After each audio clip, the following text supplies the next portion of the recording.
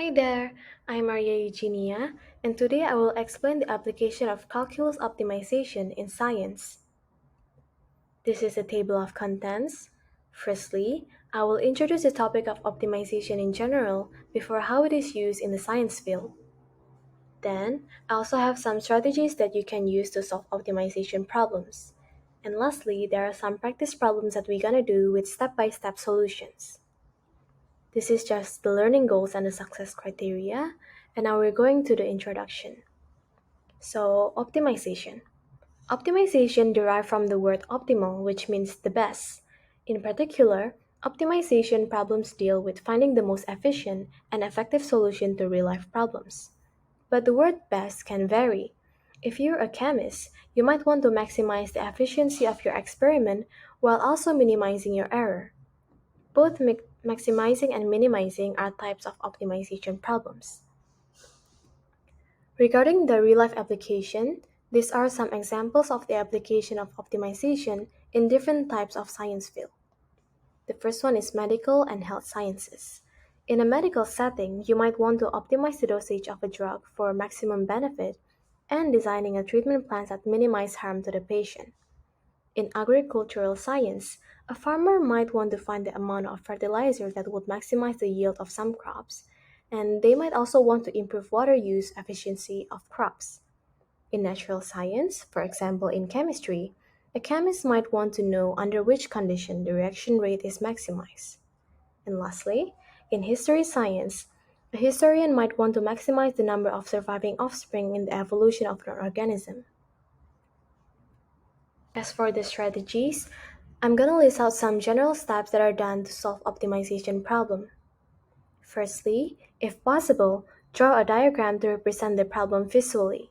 Label all the known and unknown elements, like what need to be maximized or minimized. And then identify the variable and the constraints or the limitation. After, translate the real-life problems into mathematical functions. Sometimes there are more than one equation also. The first mathematical calculation that should be done is finding the derivative of the function.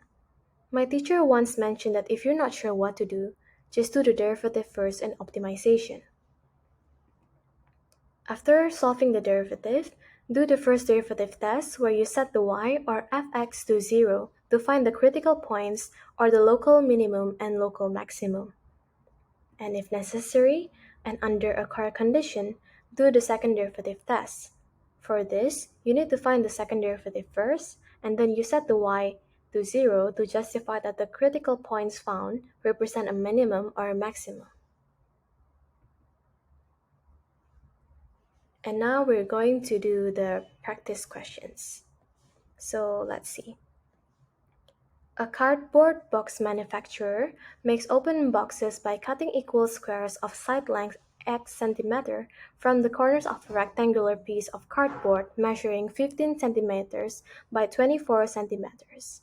The sides are then folded up. Find x so that the volume of the box is maximized, and find the maximum volume of the box. So for this question, we can draw a diagram first, and then the length will be here, and then the width will be here. So from the diagrams shown earlier, it can be seen that the width is actually 24 minus 2x, as we didn't know the length of the side corners. The same goes for the width, that is not a complete 15 centimeters, but 15 minus 2x. For the constraints or the limitation, length cannot be negative nor be absolute 0 centimeters, so x that represent the length must be larger than 0.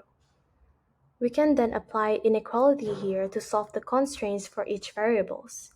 Regarding the length, the answer shows that x must be shorter than 12, while the width states that x must be shorter than 7.5 centimeters.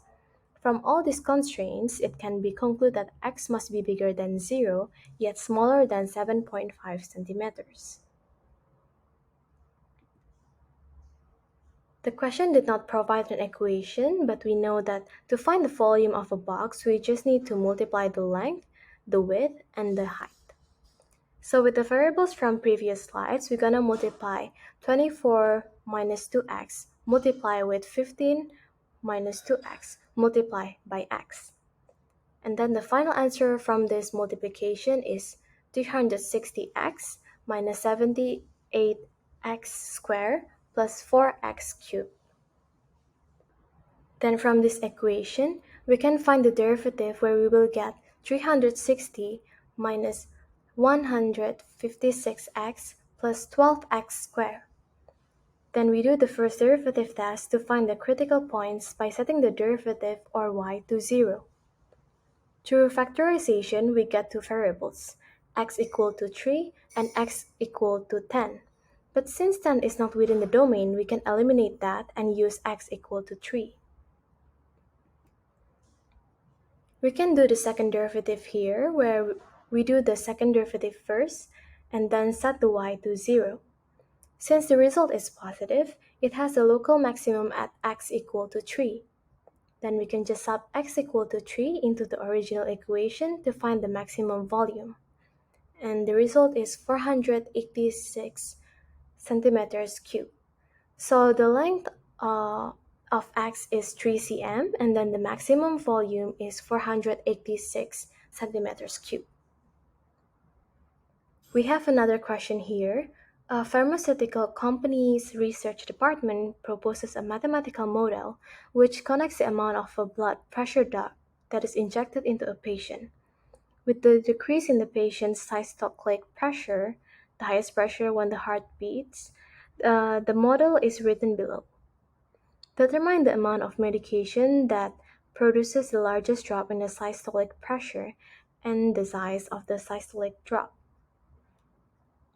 So first, we label the known values and the constraint first.